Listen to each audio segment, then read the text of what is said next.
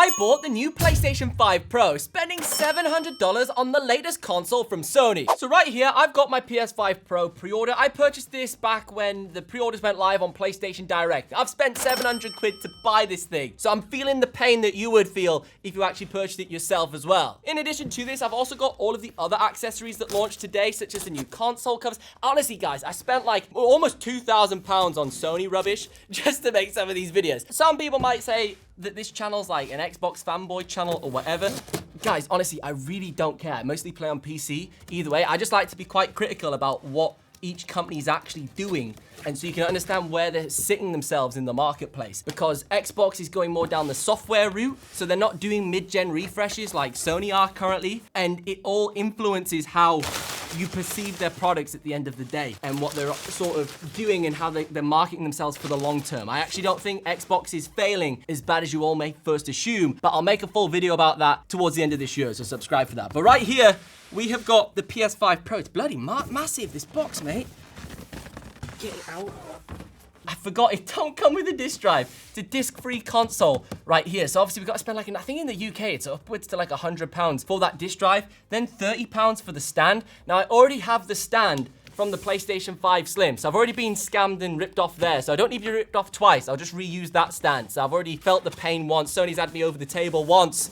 So I'm not gonna let that happen again. But I might have to purchase the disc drive. Now, the PS5 Slim that I bought last year, I actually imported from America. And the reason for this was because the PS5 Slim originally launched in the USA first before the European markets by a good few weeks. I think it was a month or so. And it was a disc version. So I got the disc drive on that console. Truth is, I've used the disc maybe 3-4 times for like Assassin's Creed, I think was one of the games I purchased.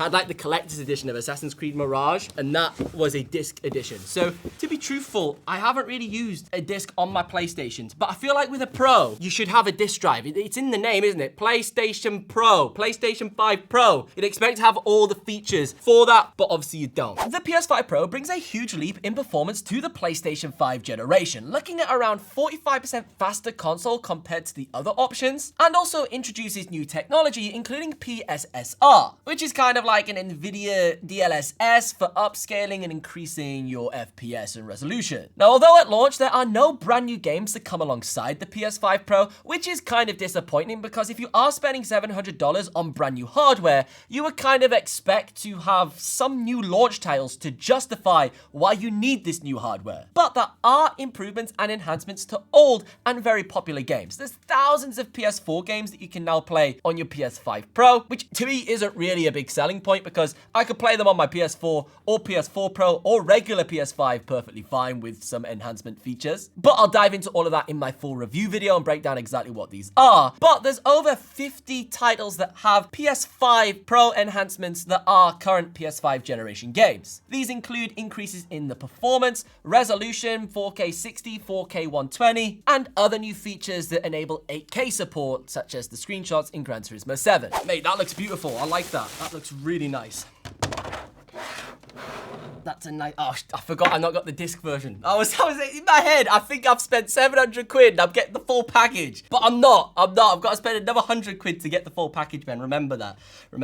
I can't even actually, I thought, oh, I'll just take the disc drive off my PS5 Slim. But I can't technically do that, can I? Because I need a different shaped console cover to fit it onto here. I just realized seeing this, so I don't think I can even do that. I genuinely have to buy another disc drive. Oh my God. Anyways, I love the sort of Adidas stripes that it's got on the side. Not even taking the mickey there, it genuinely does look good. I quite like that. It breaks it up a bit better.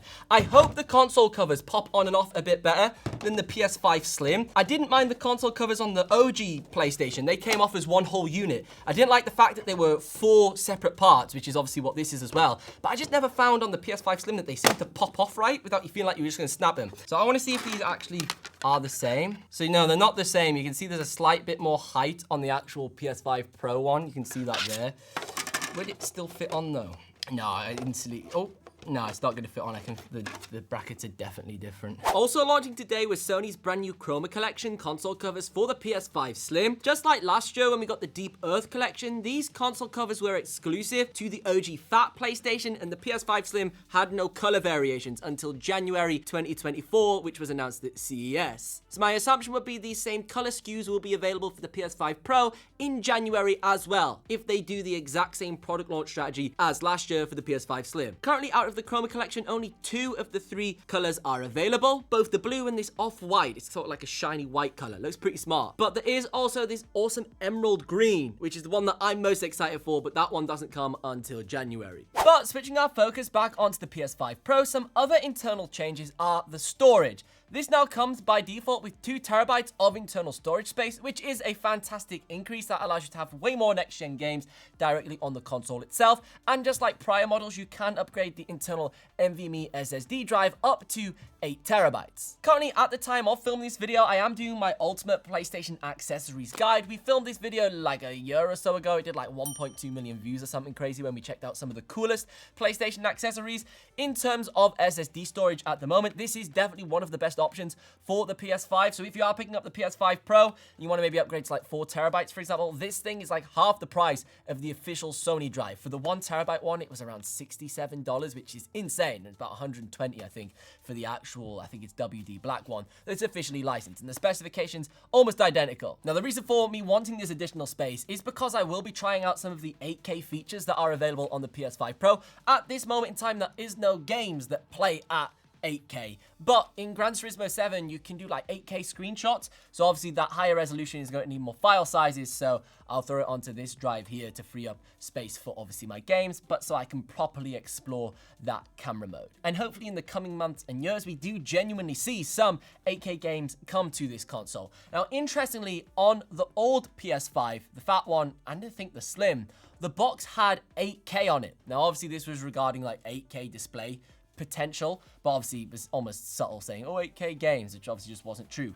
Interestingly, this console hasn't got any 8K logos on it whatsoever, but it does have a 4K 120 logo on the box. So hopefully, you know, that should be the benchmark that this bad boy sits at. But obviously most of the games that we're aware of so far, a lot of them are at 4K 60. When I do my full review video, you'll see obviously what games are 120, what are 60, and what are a genuine 4K. We're going to do a really deep review on this thing. I want to spend my time on it and make sure we do it properly. Also included inside of the box are these horizontal mounting feet, which allows you to lay the console down on its side for putting it inside of your TV stand, for example. This is the exact same premise and sort of design as the PlayStation 5 Slim. They are a different shape. I really hate these. I think they're cheap.